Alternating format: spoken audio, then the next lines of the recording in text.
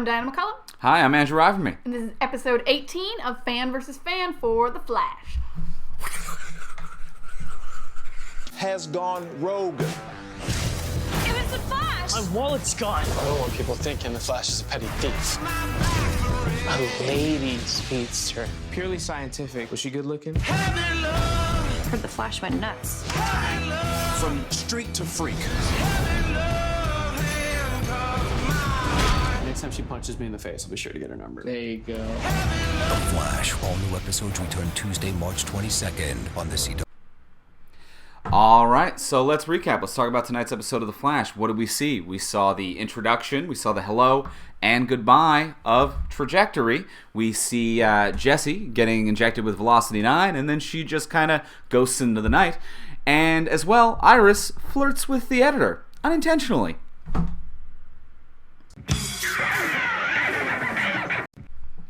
All right, so let's talk about pros for this episode. So, what did we like about tonight's episode? Diana? This won't take long. Yeah, no, this is going to be a brief pro section. It wasn't like a train wreck of an episode, but there No. wasn't like things I liked. I mean, I liked that Caitlyn's finally doing stuff now that Jay's dead. Yep. I agree with you. Right away, as soon as Caitlyn's love interest is gone, it immediately fixes all of the problems we've had with Caitlyn so far. Of being like, yeah, the second you gave her a love interest, she was just a lovey-dovey, like, where's Jay? I want to be with Jay. Ronnie, where's Ronnie? I miss Ronnie. And then as soon as she doesn't have a love interest, it's just, I am a scientist and a professional, and I professionally science. Yeah, and I'm going like, to fix your speed problems. I have scientist female friends. I'm like, you have friends? Oh my god, I've never heard about your friends. Yeah. This is great. I mean, she turned out to be crazy, but like, good for you. I'm glad you had friends. pre-crazy seemed like a great friend. She seemed like a really good friend Yeah. before that Velocity 9 stuff. So yeah, I was really happy Caitlyn got to do more science. We Yeah. got to see some of her outside relationships. She feels like part of the team again. Yeah.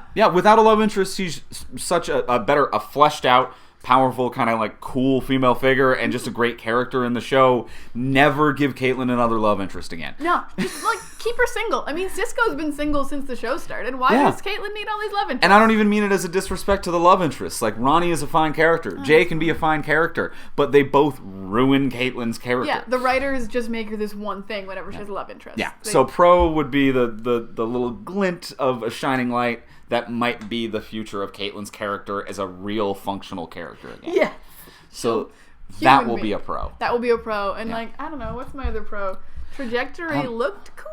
I liked her outfit. Yeah, the outfit was fine, and I will say this: the actress playing Trajectory, I actually think did a fine job. Yeah. I think the writing of the character wasn't great, and we'll get into that more in a minute. I feel like the motivations weren't quite there, but if the motivations of that character or the insanity had like a slower build into insanity, I feel like that actress actually did a really good job of selling fun, playful friend who has a wonderful and rich background with Caitlyn, even though it wasn't established. Like, Yeah, I was really sad she ended up being like bad guy, because I was Yeah. like, I really want Caitlyn to have this cool science friend. Yeah. Like, this girl seems really nice, and she called Joe handsome. Yeah. And as she should.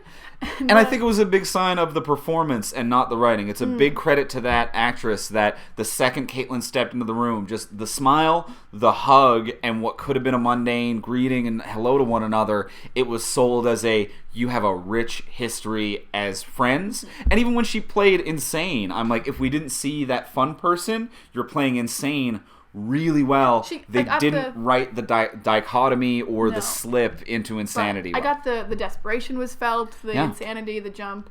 I almost would have preferred if she had been like introduced in an earlier episode. Because when we first Yeah. started this season, Caitlyn was working at Mercury Labs.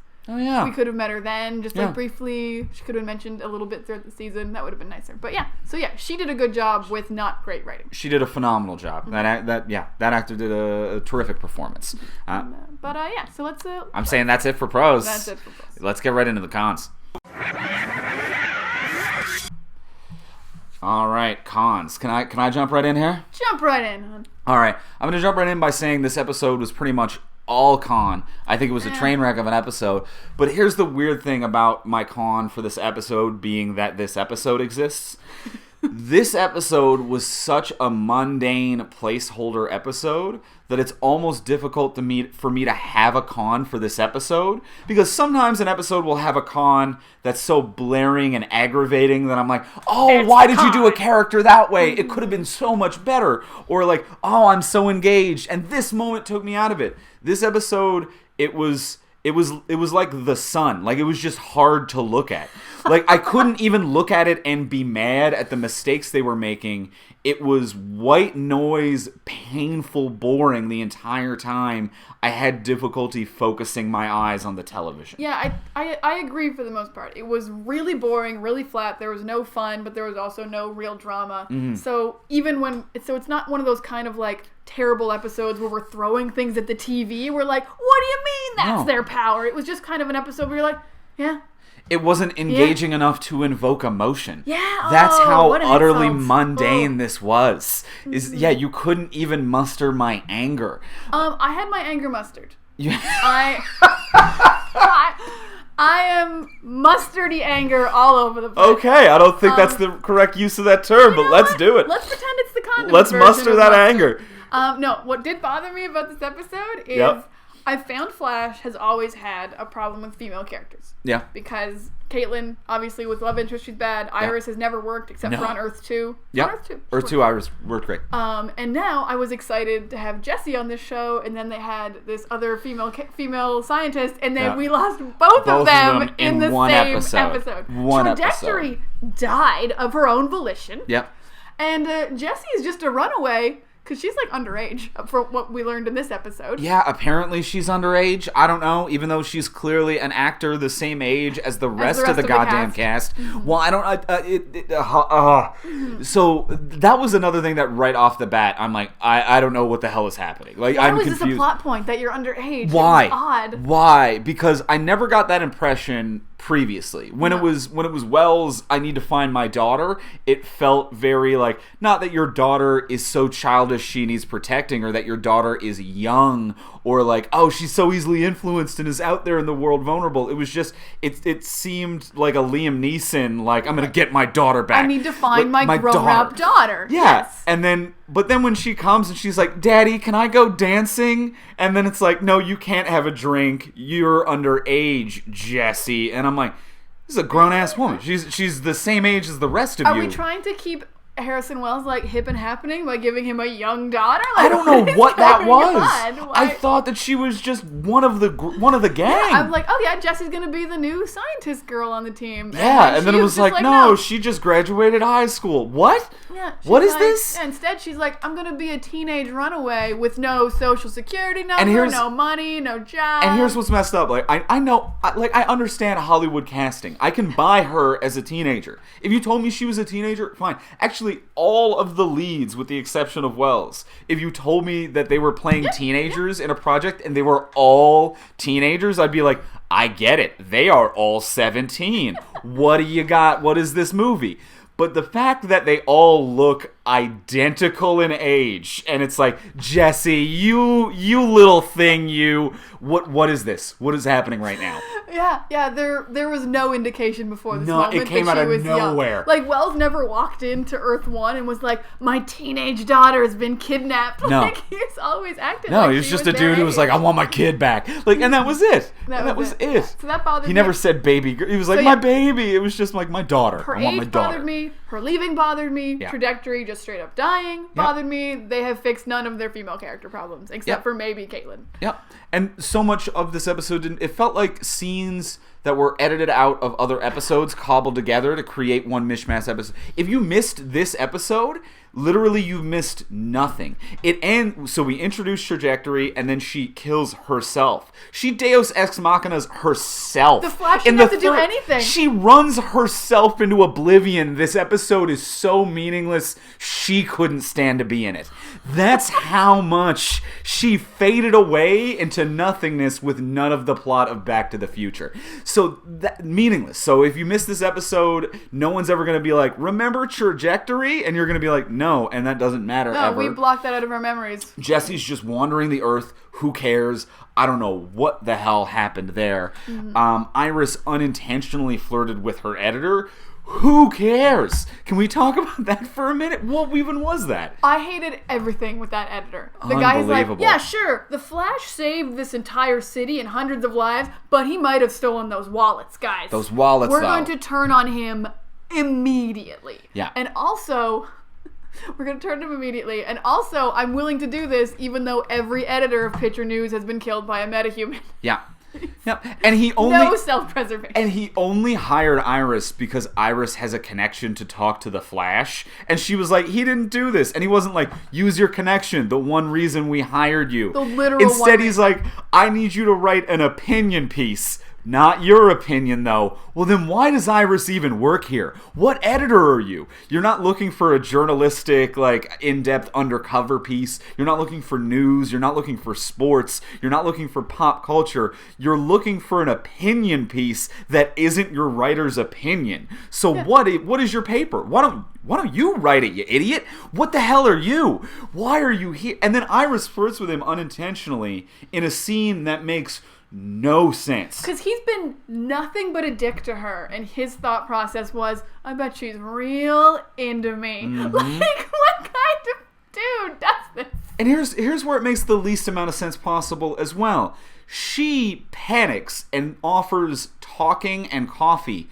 to bide time. Mm-hmm. And that comes up. It was like, even later, yeah. He says, yeah, you stalled, and this was a stall tactic, not a date. There was nothing she needed to stall for. No. He asked for an article tomorrow. Her stall tactic was wasting her own time. He didn't say he was like, by the end of this conversation, I expect, or like, it wasn't like, she was like, oh, I emailed the article to you. And he was like, well, I'm going to go to my computer now and I hope it's there. And she was like, oh no, I need to stall. He wanted an article tomorrow. And she was like, why don't we talk? Could we talk? So maybe we'll get a coffee. First of all, you're talking right the hell now. He wasn't going out the door. If that scene took place in the doorway and he was like, I'm on my way home, you're doing the same thing here and you just moved the scene to jitters. You know what actually would have been fun on Iris's part, though? If she had let him run the takedown piece in the Flash and then a day later you find out it's a female speedster. Oh, yeah. Wouldn't he have? And she would have been like, told you so, I'm the new editor. Like, yeah, that would have she been applies cool. for the editor job. She'd be like, I'm Anything. the new editor. I talk to the Flash all the time. Absolutely. That would have been such a more interesting plot point. Yep.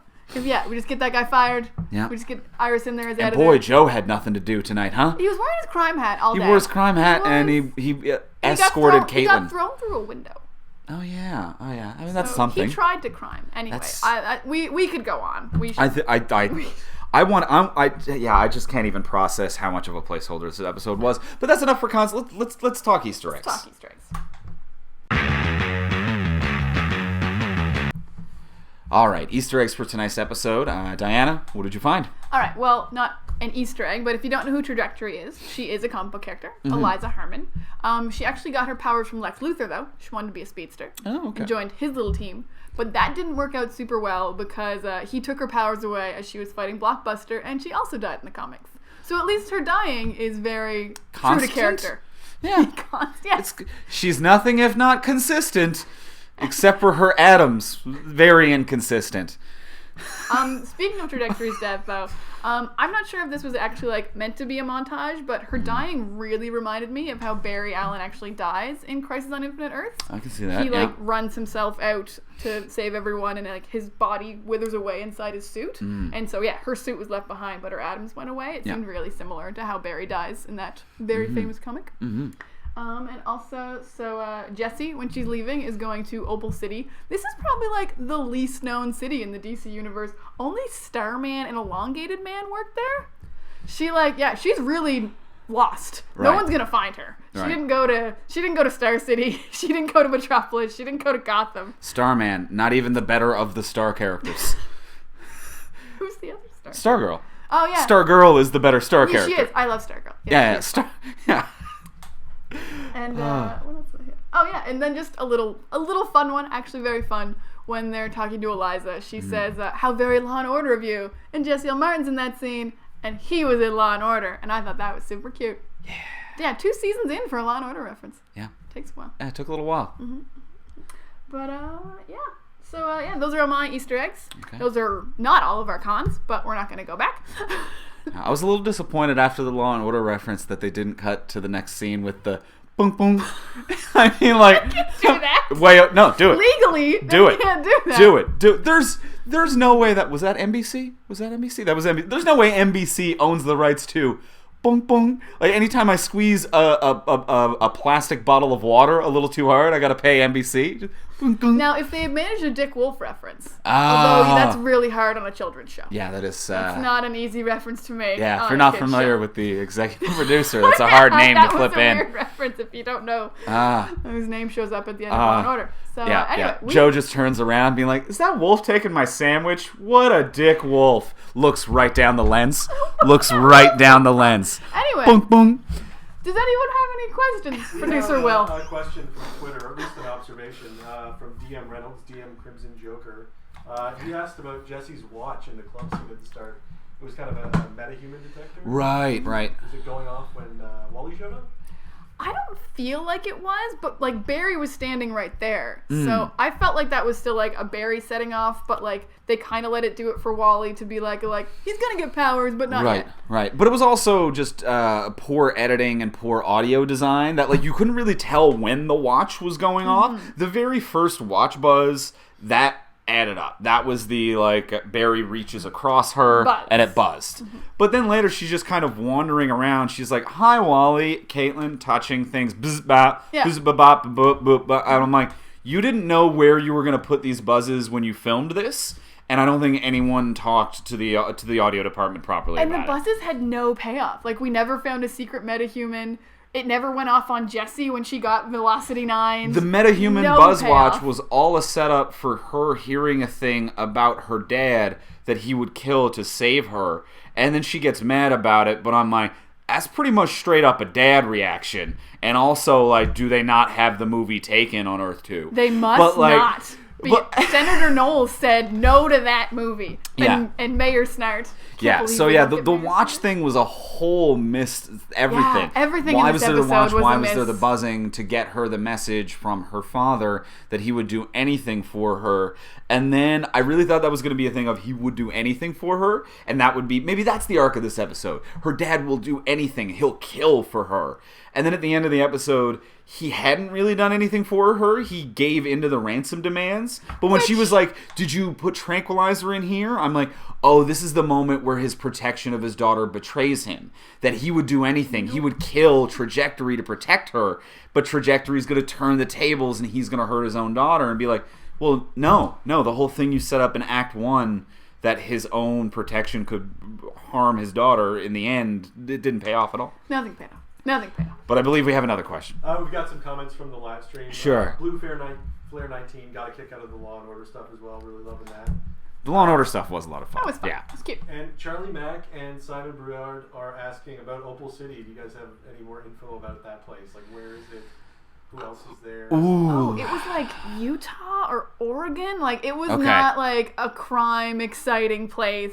Right. It doesn't come up. Actually, most of its history is from like the 1800s. I Wikipedia'd it after the episode. I Okay. was like, oh, this is like there's like more information about its old sheriff than there is about modern day Opal City on the Wikipedia page. Okay. The Jonah Hex location or something? No, it didn't mention anything about that. Huh. There was a sheriff there named Savage, but it wasn't Vandal Savage. So I was Okay. like, what a terribly named sheriff. And like, and looking at the heroes that they had there when it comes to Starman, who is never in his home city. And was it Elongated Man? Was the other Elongated Man, an ensemble piece that never is not really about the crime in his city. I really think Opal City is a just kind of a placeholder of a city, which is the perfect place to send Jessie after this episode. Yeah. We'll never find her. Yeah, we'll never find her. Nothing's happening in Opal City. Nothing's going on. Noah, what else do we have from the live streams? More talks about Opal City. Everyone loves Opal City. We're gonna bring Stargirl in. They were just talking about that, right? Yeah. Oh yeah. Stargirl is dope. Stargirl's great. She used to be on Smallville. Oh, I never made it that far into Smallville, but I saw Stargirl. Yeah, she was super cute. She was like trying okay. real hard. I only watched because she was in like the Hawkman episodes, and I was interested in those. Okay. Because they did a JSA thing on Smallville for a bit. That I know. I did follow Smallville long enough to get to Aquaman and the Flash. Okay. Oddly enough. But yeah, and also she was good on Justice League Unlimited. Okay. Well, I just like her from the comics. I just think she's a phenomenal comic book character, and I feel like everything. I feel like she'd fit on this show really well. She would fit on the show really well. Yeah. Should bring her in. Yeah. Do you guys want to maybe talk about where we're going to see the Flash next? Oh yeah, dude. Yeah. We're gonna see the Flash on Supergirl this Monday. He is helping Supergirl fight Silver Banshee and Livewire, so it's gonna be 2-on-2. They released a fun little trailer where they race each other. I don't know if that's in the actual episode or just a thing they shot for fun. Right. I think the Flash would win.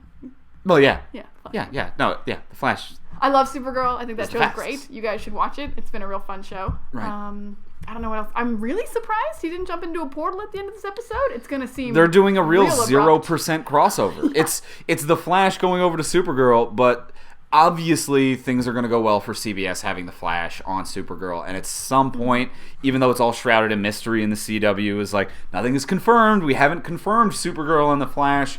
Well, then why would you rent out your character? So obviously, at some point, they're going to hammer down the deal and the shoot schedule and have Supergirl on the Flash. There's no scenario in which it wouldn't happen unless they lend the Flash over to Supergirl, and this Monday Supergirl's ratings just tank. If everyone's like, they don't work together on screen at all, and we hated every minute of it, CW might just fade into the background. But assuming it's not a train wreck, which I don't think it will be, I'm willing to. At some point, we're going to see Supergirl on the Flash. Also, we kind of did. She was in the tunnel when they went to the other dimension. That's right. When We they got saw that. all We the got cool that one stuff. licensed clip of Supergirl in there. She was in the breach tunnel where they saw all the different worlds. Yeah. So we have seen her briefly, and the Flash will be on her show on Monday. That's right. Before we wrap it up, I got to get back to. I just remembered one other thing that just bothered the hell out of me. Oh, God. That bridge at the end. What's that wrong bridge with at the the end. bridge? He could run across the water. He runs across But water. then he wouldn't have gained any confidence. It's meaning with the waterfall, at least it's like, yeah, that fall could kill you. You've got to make the jump. Mm-hmm. But that bridge, it was you just run down there real quick. He's done way more impressive things. Way more impressive. He didn't need the bridge at all. He could have ran just across the water. He created a tornado in the water to take out a giant walking shark. But he was like, this bridge is broken. What can I do? Yeah. Yeah, that's okay. Yeah. All right. Yeah. So. All right. That's it. Next week's gonna be fun and fresh. Next week will be great. Hope you join us. So you can follow Dorkshelf subscribe on YouTube. Follow him on Twitter at @Dorkshelf. Do all that. Mm-hmm. You can find us at FromSuperheroes.com. That's where we're at. That's where we're usually at. And we'll be back next week with Fan vs. Fan for the Flash. I'm Diana McCollum. I'm Andrew Rodney. We'll see you next week. Bye. Kicked him out.